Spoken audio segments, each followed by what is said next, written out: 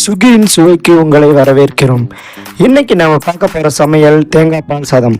ஒரு சிம்பிளான டேஸ்டான ஒரு ஒன் பாட் டிஷ் தான் இப்போ பார்க்க போகிறோம்.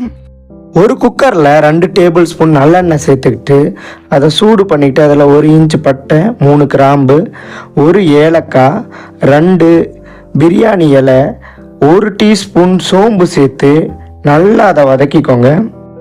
அதில் நீளமாக கட் பண்ண 2 ஆனியன், கொஞ்சம் கருவேப்பிலை, 4 பச்சை மிளகாயை கீரி சேர்த்துட்டு அதை நல்லா வதக்கி கொடுங்க. 50% வெங்காயம் வேகிற வரைக்கும் வதக்கிக்கோங்க. அதுக்கப்புறமா 1.5 tablespoon ginger garlic paste சேர்த்து அது பச்சை வாசனை போகிற வரைக்கும் நல்லா வதக்கி கொடுங்க. பச்சை வாசனை போகலன்னா கசப்பு வந்துடும். நல்லா வதக்கி கொடுத்தப்புறம் அதில் 2.5 கப்பு திக்கான தேங்காய் பால் சேர்த்துக்கோங்க. இதில் என்ன ரொம்ப முக்கியம், இல்லைனா தேங்காய் பால் திரிஞ்சிரும். கொஞ்சம் கொத்தமல்லி, தேவையான அளவு உப்பு சேர்த்து அதை நல்லா மிக்ஸ் பண்ணி கொடுங்க. நல்லா கொதிக்க விடுங்க. அது நல்லா கொதிக்கணும்.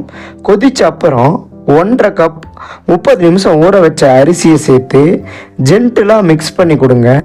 ரொம்ப மிக்ஸ் பண்ணிங்கன்னா உடஞ்சிரும், ஆல்ரெடி ஊறின அரிசி. அதுக்கப்புறம் குக்கரை மூடி விசில் போட்டு மீடியம் ஃப்ளேமில் 20 நிமிஷம் வேக வச்சு எடுத்திங்கன்னா தேங்காய் பால் சாதம் ரெடி.